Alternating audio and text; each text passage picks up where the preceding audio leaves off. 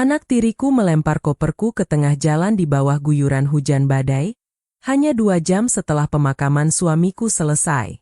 Dia menertawakanku, menyebutku pengemis yang hanya mengincar harta ayahnya. Dia tak tahu bahwa suamiku sudah mencium niat busuk mereka sejak lama. Saat dia sibuk mengganti kunci gerbang rumah mewah ini, pengacara keluarga datang membawa sebuah koper hitam. Wajah angku anak tiriku mendadak pucat pasi saat mendengar isi wasiat terakhir ayahnya. Seluruh aset ini sudah berpindah tangan, dan kalian hanya mendapatkan 1 sen. Malam ini, roda berputar. Aku yang mereka usir, justru akan menjadi orang yang menentukan di mana mereka akan tidur besok pagi. Pernahkah Anda dikhianati oleh orang yang Anda sayangi tepat di titik terendah hidup Anda? Tulis di kolom komentar, dari kota mana Anda menonton kisah ini? Mari kita sapa satu sama lain sebelum kita masuk ke bagian pembalasan yang paling memuaskan. Tanah makam Mas Hendra masih basah, tapi aroma pengkhianatan sudah tercium lebih tajam dari wangi bunga Kamboja di sana. Aku, Sarah, duduk di sudut ruang tamu rumah mewah yang selama 3 tahun ini aku rawat dengan penuh kasih sayang. Mas Hendra adalah pria yang sangat baik, namun ia memiliki kutukan. 2 orang anak dari pernikahan pertamanya yang memiliki hati sekeras batu. Raka dan Sinta. Sepanjang pernikahan kami, mereka tak pernah memanggilku ibu. Aku hanya dianggap sebagai wanita beruntung yang masuk ke kehidupan ayah mereka saat perusahaan propertinya sedang di puncak. Aku tetap sabar, melayani Mas Hendra dengan tulus hingga napas terakhirnya di rumah sakit pagi tadi. Namun, belum sempat air mataku kering, Raka berdiri di depan gerbang dengan kunci baru di tangannya. Keluar, Sarah. Masa tinggal gratisanmu di rumah ini sudah habis bersama napas ayah, ucap Raka dingin. Dia tidak sedang berduka. Matanya justru berkilat penuh nafsu akan harta. Raka, ini baru beberapa jam setelah pemakaman. Di mana hati nuranimu? Suaraku bergetar. Sinta, adiknya, tertawa kecil sambil menyeret koperku yang sudah terisi acak-acakan. Hati nurani? Untuk wanita sepertimu? Jangan melawak. Ayah sudah meninggal, dan rumah ini adalah hak kami sebagai anak kandung. Kamu hanya orang asing yang kebetulan pernah tidur di sini. Sinta melempar koperku ke teras yang mulai basah karena hujan. Brak! Suara itu merobek harga diriku. Mereka tidak membiarkanku mengambil kenangan apapun dari kamarku sendiri. Pergilah, cari mangsa baru di luar sana. Mungkin ada duda kaya lain yang butuh asisten rumah tangga berkedok istri. Cibir Sinta. Aku berdiri, menatap mereka satu persatu. Rasa sakit ini luar biasa, tapi di balik rasa sakit itu, aku teringat bisikan Mas Hendra di rumah sakit seminggu yang lalu. Sarah, aku tahu mereka akan mencoba membuangmu. Tapi tenanglah, aku sudah menyiapkan rumah yang jauh lebih indah untukmu. Aku menyeret koperku keluar dari gerbang tinggi itu. Raka dengan sombongnya menutup pintu gerbang otomatis dan menggemboknya dengan rantai besar. Mereka menertawakanku dari balik jeruji besi, merasa telah memenangkan perang. Hujan turun semakin deras. Aku berdiri di trotoar, basah kuyup, hanya membawa 1 koper penuh baju yang berantakan. Namun, tepat saat itu, sebuah mobil hitam mewah berhenti di depanku. Seorang pria parubaya dengan kemeja batik rapi keluar membawa payung. Dia adalah Pak Baskara, pengacara kepercayaan Mas Hendra. Ibu Sarah, kenapa ibu ada di luar? Tanyanya terkejut. Mereka mengusirku, Pak. Mereka bilang rumah ini sudah milik mereka. Jawabku tenang meski bibirku gemetar karena dingin. Pak Baskara tersenyum tipis, sebuah senyuman yang penuh arti. Mereka lupa satu hal, Ibu Sarah. Mas Hendra bukan orang bodoh. Mari kita kembali masuk ke dalam. Saya membawa dokumen yang akan membuat mereka paham siapa penguasa rumah ini yang sebenarnya.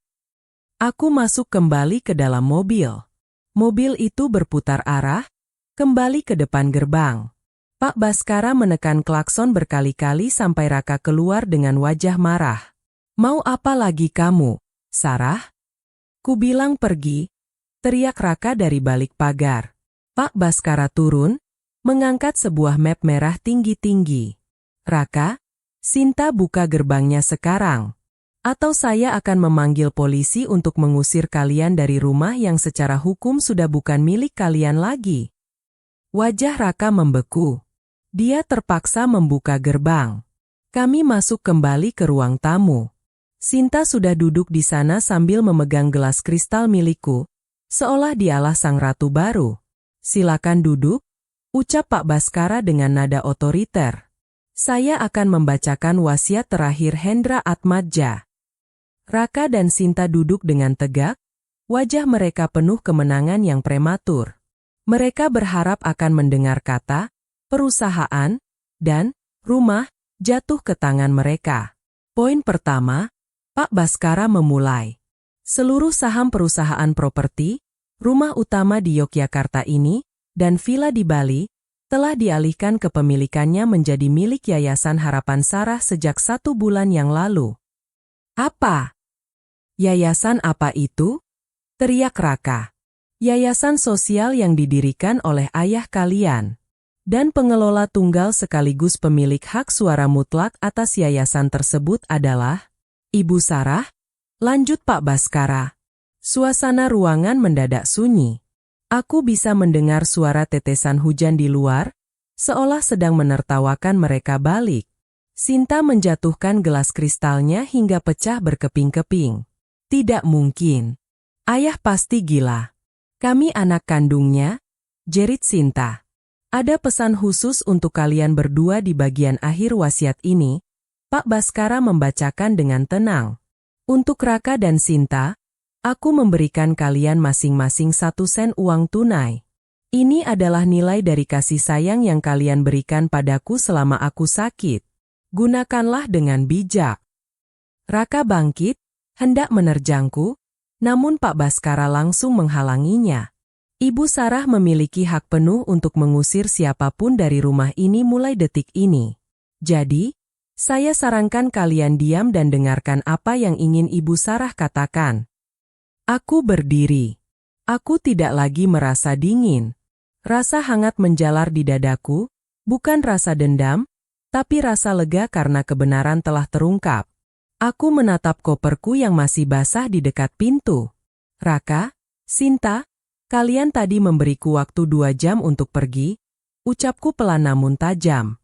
Sekarang, aku memberikan kalian waktu 10 menit untuk mengambil baju kalian dan keluar dari sini. Jika tidak, petugas keamanan yang sudah menunggu di depan akan menyeret kalian keluar. Malam itu, roda berputar sempurna. Mereka yang tadinya merasa di atas awan, kini jatuh ke lumpur yang paling dalam. Aku, Sarah, yang mereka sebut pengemis, kini berdiri di tengah istanaku, memegang kunci masa depan yang baru saja Mas Hendra berikan padaku. 10 menit. Itu adalah waktu yang aku berikan kepada Raka dan Sinta untuk mengemasi seluruh kesombongan mereka. Suasana di ruang tamu yang tadinya dipenuhi tawa kemenangan mereka, kini hanya menyisakan suara napas yang memburu dan aroma kepanikan. Sinta menjerit-jerit histeris, membanting apa saja yang ada di dekatnya. Sementara Raka berdiri mematung dengan wajah pucat yang kini tak lebih dari selembar kertas kosong. Ini tidak sah, Pak Baskara. Kamu pasti disuap oleh wanita ini. Raka berteriak, telunjuknya gemetar menunjuk ke arahku. Pak Baskara hanya merapikan kacamatanya, tidak terpengaruh sedikit pun. Semua dokumen ini sudah dilegalisir oleh notaris negara, Raka. Bahkan tanda tangan ayahmu diperiksa oleh ahli forensik sebelum pengalihan aset ini disahkan. Ayahmu tidak bodoh. Dia tahu kalian hanya menunggu kematiannya untuk menjual seluruh aset perusahaan demi gaya hidup kalian yang hancur. Aku melangkah mendekati Sinta yang sedang berusaha memasukkan tas-tas bermereknya ke dalam koper dengan kasar. 2 jam lalu kamu melempar koperku ke jalanan. Sinta, kamu bilang aku orang asing. Sekarang, Di rumah yang dimiliki oleh yayasanku ini, kamulah orang asing itu. Jangan sok suci, Sarah. Kamu hanya beruntung.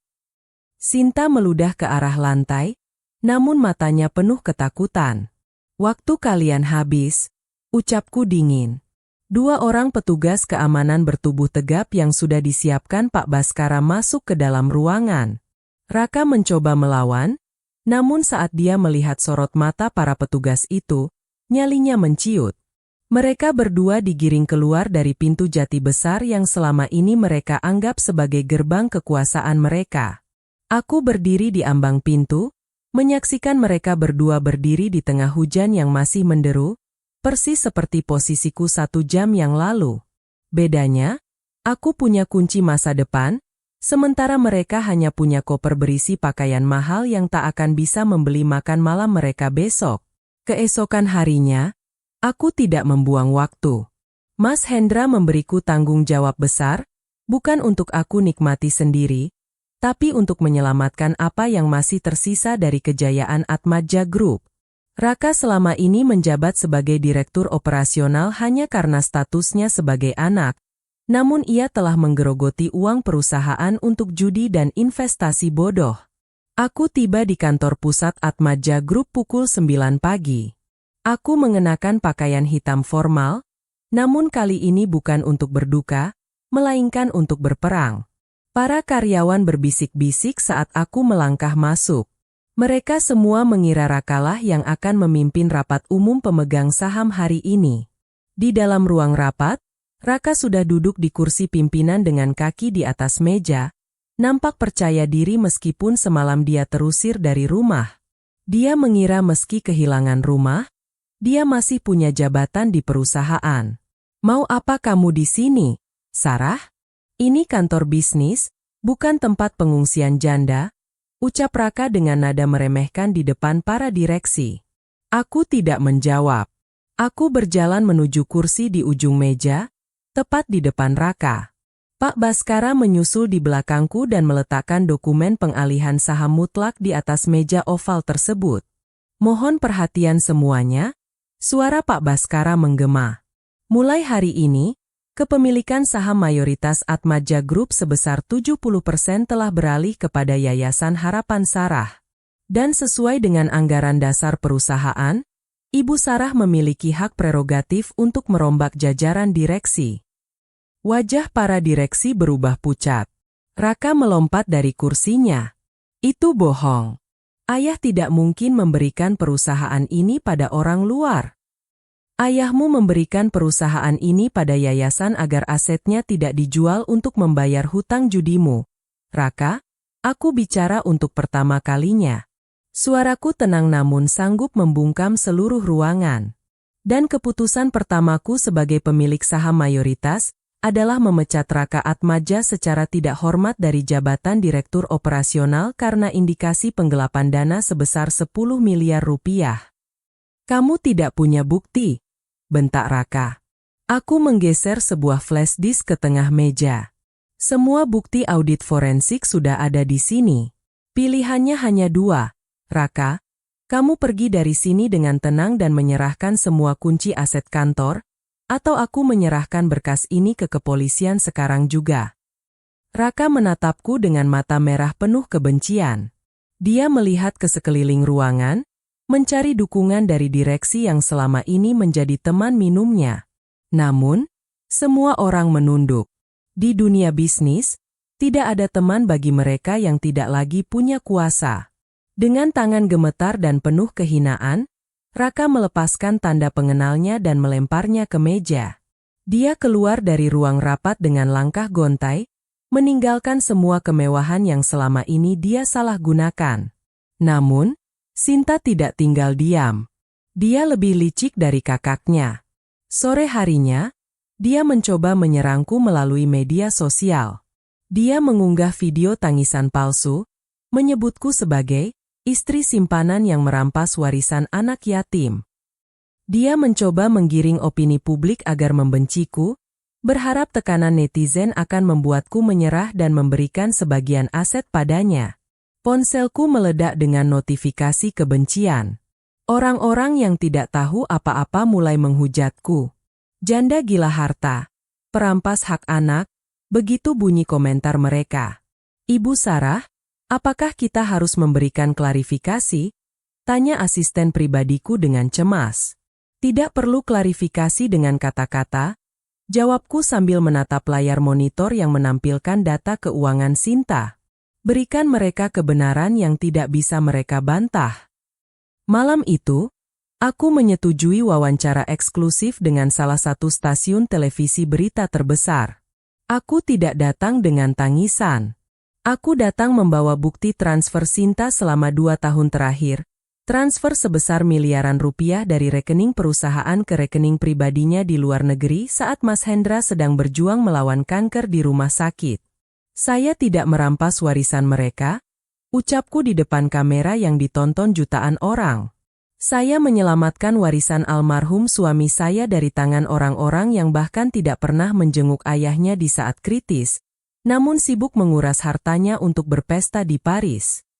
Aku menunjukkan foto-foto Sinta yang sedang berbelanja barang mewah di Eropa tepat di hari Mas Hendra menjalani operasi besar. Publik mendadak berbalik arah. Hujatan yang tadinya untukku, kini berbalik menyerang Sinta dengan kekuatan 10 kali lipat. Sinta yang tadinya ingin menghancurkanku, kini justru menjadi musuh publik.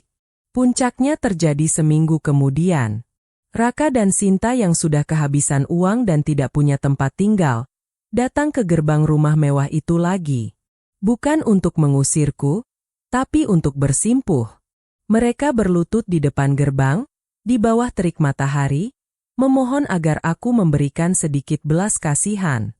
Raka sudah ditagih oleh penagih hutang kelas kakap, dan Sinta sudah tidak punya aset apapun yang tersisa karena semuanya sudah disita oleh bank akibat tunggakan kartu kreditnya.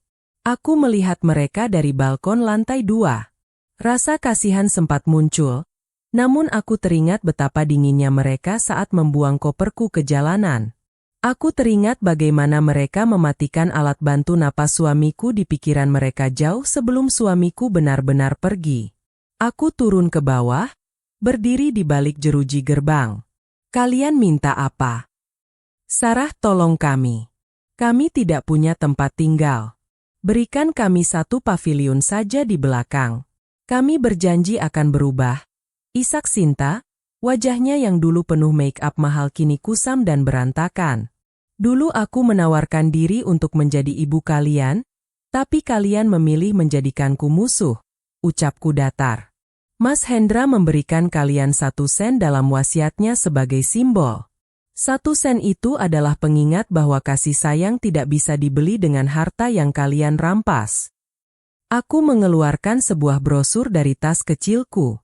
Brosur panti asuhan yang baru saja aku resmikan menggunakan dana yayasan.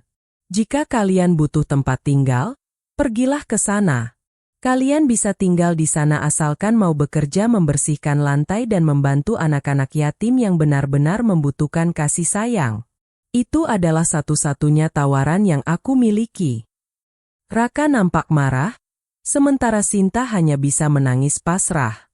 Mereka baru menyadari bahwa kemenangan sejati bukan tentang siapa yang memegang sertifikat rumah, tapi tentang siapa yang memegang hati dan integritas.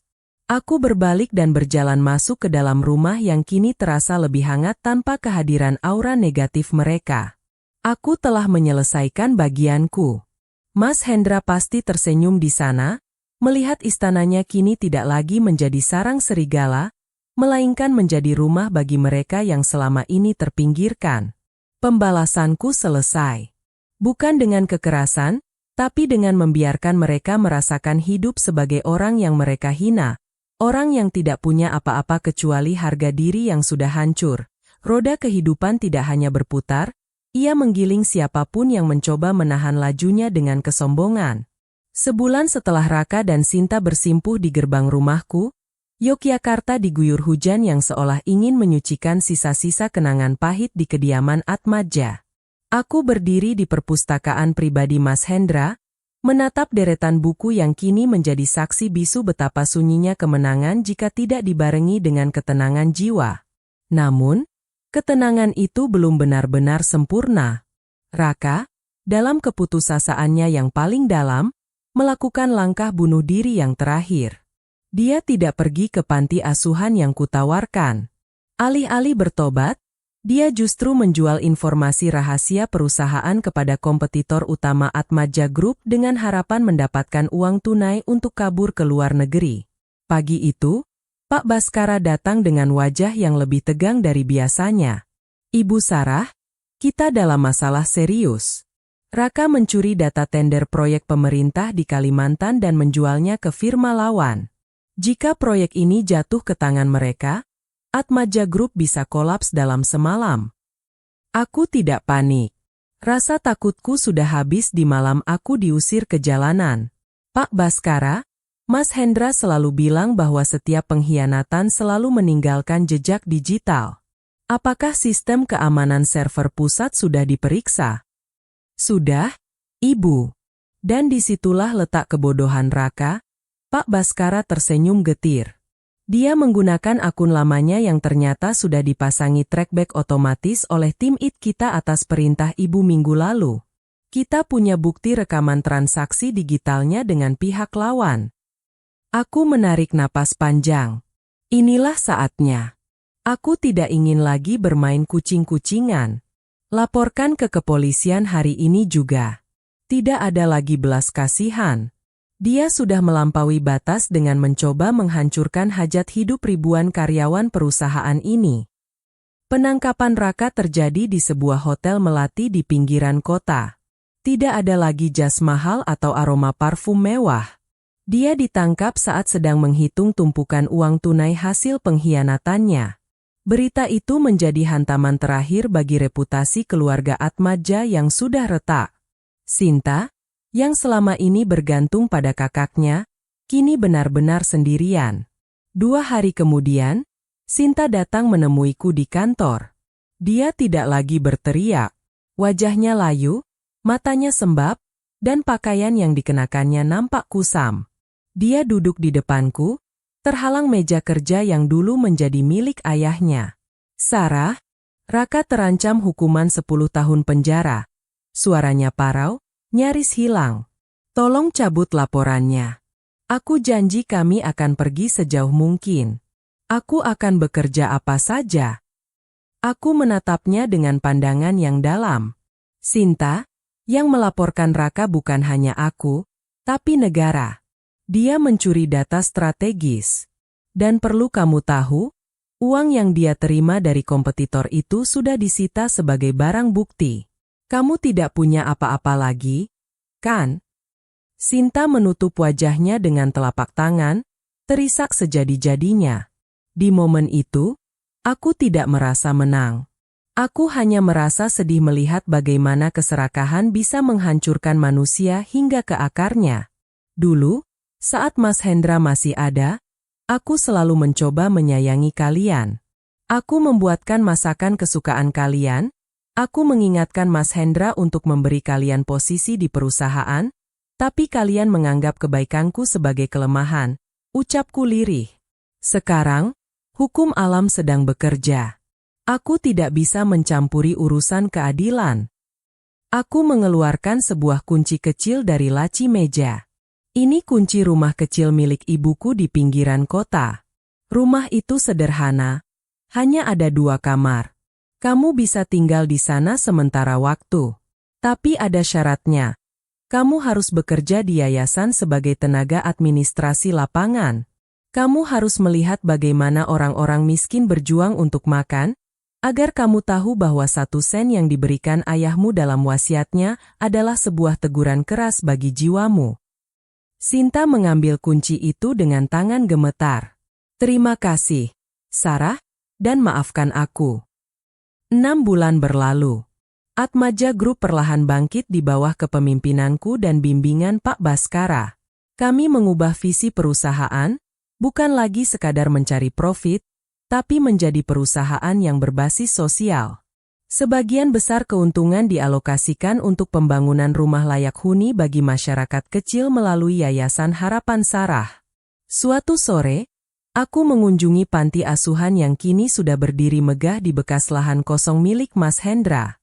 Di sana, Aku melihat pemandangan yang tak pernah kubayangkan sebelumnya. Sinta sedang duduk di lantai bersama anak-anak yatim, mengajari mereka membaca. Dia tidak lagi memakai barang bermerek, tapi senyumnya nampak jauh lebih tulus daripada saat dia berpesta di Paris dulu. Dia melihatku datang dan berdiri menyambutku. "Ibu Sarah," sapanya dengan nada hormat. Dia sudah terbiasa memanggilku begitu, bukan karena paksaan, tapi karena dia akhirnya menyadari siapa yang benar-benar peduli padanya saat dunia membuangnya. "Bagaimana progres anak-anak, Sinta?" tanyaku. "Mereka luar biasa. Mengenal mereka membuatku sadar bahwa selama ini aku hidup dalam botol kaca yang sempit," jawabnya. "Oh ya, kemarin aku menjenguk Raka di penjara. Dia mulai mau ikut kegiatan keagamaan di sana. Dia menitipkan pesan minta maaf untukmu." Aku mengangguk pelan. Luka itu mungkin tidak akan pernah hilang sepenuhnya, tapi setidaknya ia tidak lagi berdarah. Pembalasanku telah tuntas dengan cara yang paling indah, mengubah musuh menjadi manusia yang lebih baik. Malam harinya, aku kembali ke rumah besar itu. Rumah yang dulu terasa dingin dan penuh intrik, kini terasa hangat. Aku berjalan menuju balkon tempat Raka dan Sinta dulu membuang koperku. Aku menatap langit Yogyakarta yang bertabur bintang. Aku mengeluarkan wasiat asli Mas Hendra yang selama ini aku simpan sendiri. Ada satu lembar terakhir yang tidak pernah aku tunjukkan pada siapapun, bahkan pada Pak Baskara.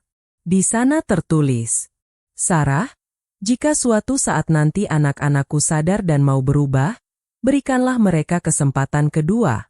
Tapi jangan berikan mereka harta, berikan mereka tanggung jawab. Karena harta akan habis di tangan orang bodoh, tapi tanggung jawab akan mendewasakan orang yang tersesat." Aku tersenyum kecil. Mas Hendra benar-benar mengenal anak-anaknya. Dan dia juga sangat mengenalku. Dia tahu bahwa aku tidak akan pernah sanggup menghancurkan mereka sepenuhnya karena aku mencintai Mas Hendra, dan mencintainya berarti menjaga apa yang dia tinggalkan, termasuk anak-anaknya yang sempat tersesat. Koper yang dulu basah kuyup di pinggir jalan kini tersimpan rapi di gudang sebagai pengingat. Pengingat bahwa harga diri tidak ditentukan oleh seberapa besar rumahmu, tapi seberapa besar hatimu saat kau berada di titik terendah. Aku menutup pintu balkon dan melangkah masuk ke dalam rumah dengan hati yang lapang. Badai telah berlalu, dan cahaya yang muncul setelahnya jauh lebih terang dari yang pernah kubayangkan. Hidupku baru saja dimulai, bukan sebagai janda yang malang, melainkan sebagai wanita yang berdaulat atas nasib dan cintanya sendiri.